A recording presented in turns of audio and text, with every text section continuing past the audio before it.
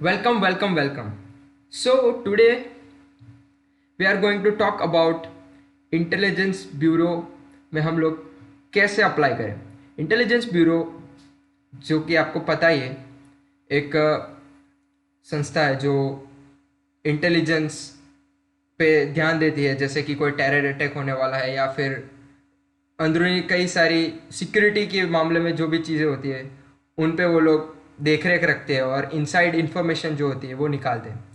तो इस साल 2020 में उसकी 2000 वैकेंसीज आई है और उसमें हम लोग कैसे अप्लाई कर सकते हैं, क्या क्या एलिजिबिलिटी है, कैसे वो लोग सिलेक्शंस करने वाले हैं, उस पर हम लोग बात करेंगे। तो बेसिकली उसमें अप्लाई कैसे करना है, तो सबसे पहली बात वो ऑनलाइन अप्लाई है। उसमें हम लोग ऑनलाइन एप्लीकेशन कर सकते हैं, जो कि है मिनिस्ट्री ऑफ होम अफेयर पे जाके हम लोग को अप्लाई करना होगा। जैसे कि आप यहाँ पे देख रहे हो, मैंने मिनिस्ट्री ऑफ होम अफेयर की वेबसाइट खोल के रखी है, जहाँ पे पहला है recruitment to the post of ACIO, assistant central intelligence officer. उस पर आप जाके यहाँ पे जो PDF है उसमें डाउनलोड करेंगे तो आपको लिंक मिलेगी, जहाँ पे जाके आपको ऑनलाइन एप्लीकेशन करना है। पूरी एप्लीकेशन बहुत ही यूज़र फ्रेंडली है, एकदम अच्छी तरीके से आप लोग को समझ में आएगा क्या करना है क्या नहीं करना है, सब कुछ सब डॉक्यूमेंटेशंस है वहाँ पे आपको अपलोड करना होगा। 12th की मार्कशीट, 10th की मार्कशीट, ग्रेजुएशंस की मार्कशीट, और दैट इज़ वेरी इजी, जिस पे हम लोग ज़्यादा ध्यान नहीं देंगे, लेकिन उसकी क्या एलिजिबिलिटी है, कैसे वो लोग एग्जाम्स लेंगे, उस पर हम लोग ज़्यादा ध्यान देंगे। तो moving to the next part कि क्या क्या उसकी डेट्स है, कौन सी डेडलाइन है। तो 18 दिसंबर को वो नोटिफिकेशन आई है, 19 दिसंबर से उसके फॉर्म स्टार्ट हो चुके हैं और 9 जनवरी तक वो फॉर्म ओपन रहेंगे। तब तक आप लोग अप्लाई कर सकते हैं, और अप्लाई करने के बाद आपकी जो फ़ी पेमेंट है वो अगर बाई चांस रह गई है तो वो 12 जनवरी तक आप पे कर सकते हैं। लेकिन द मोस्ट इम्पोर्टेंट थिंग इस कि आपको 9 जनवरी से पहले अप्लाई कर देना पड़ेगा। अगर 9 जनवरी के बाद अप्लाई करने जाओगे तो अप्लाई नहीं कर सकोगे, और आगे की डेट्स अभी आनी बाकी है। तो सबसे पहले अभी अप्लाई करना is the most important thing, तो हमें अप्लाई पे ध्यान देना है। Next, moving to the next part, vacancies in total 2000 है, और उसमें से जनरल OBC ST की इस तरह कुछ वैकेंसीज है। जनरल की 989, which is very good vacancy for the open, I will say, क्योंकि जनरली इतनी भी वैकेंसीज नहीं होती है, इस बार अच्छी वैकेंसीज है। और बाकी OBC EWS मतलब इकोनॉमिकल बैकवर्ड क्लास जो होता है, SC और ST की ये वैकेंसीज है। Moving to the next part कि आप उसमें अप्लाई करोगे कैसे, तो वो तो मैंने बता ही दिया है। बाकी जो है उसमें सिर्फ फी में ओपन कैटेगरी और OBC कैटेगरी के मेल कैंडिडेट्स को सिर्फ फी पेमेंट करनी है। बाकी SC ST और वुमेन कैंडिडेट जो है उनको यहाँ पे फ्री एग्ज़ाम देने के रहेगी। Moving to the next part, age limit 18 से लेके 27 तक की है, और उसमें भी SC ST में थोड़ा रिलैक्सेशन रहेगा।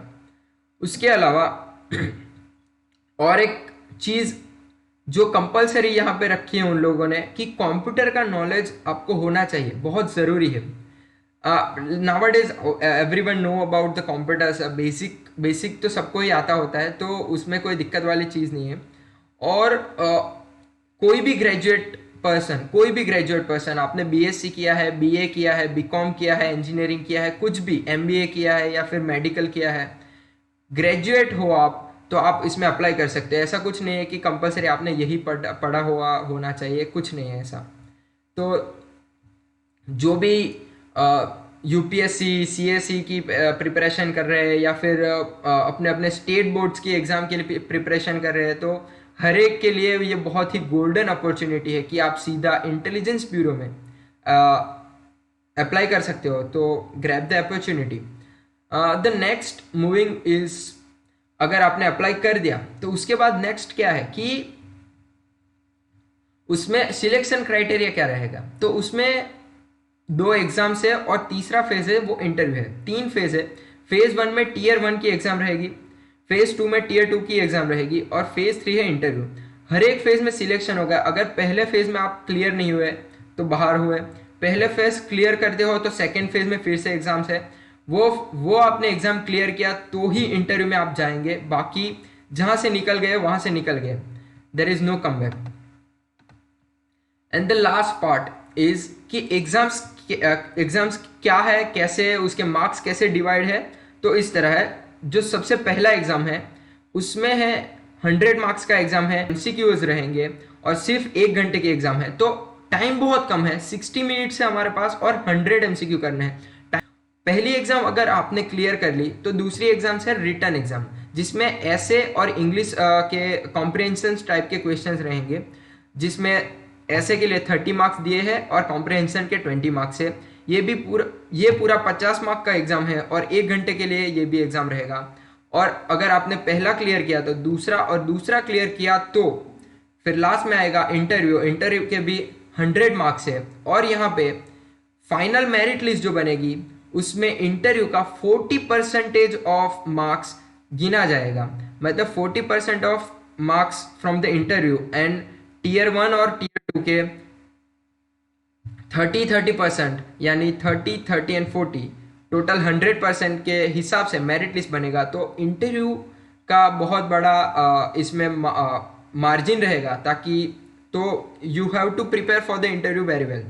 और अगर आप पहली और दूसरी एग्जाम के लिए कुछ भी प्रिपरेशन करना चाहते हैं तो मेरे दोस्त की एक यूट्यूब चैनल है जिस पे वो everyday current affair and other general knowledge and current affairs की जो भी सब अभी चल रहा है वो सब वो वीडियो डाल रहा है। वो everyday current affair and news analysis cover कर रहा है, तो you can go check it out. I have मैंने उसकी यूट्यूब चैनल की लिंक डिस्क्रिप्शन में डाल दी है, तो please check him out and stay connected.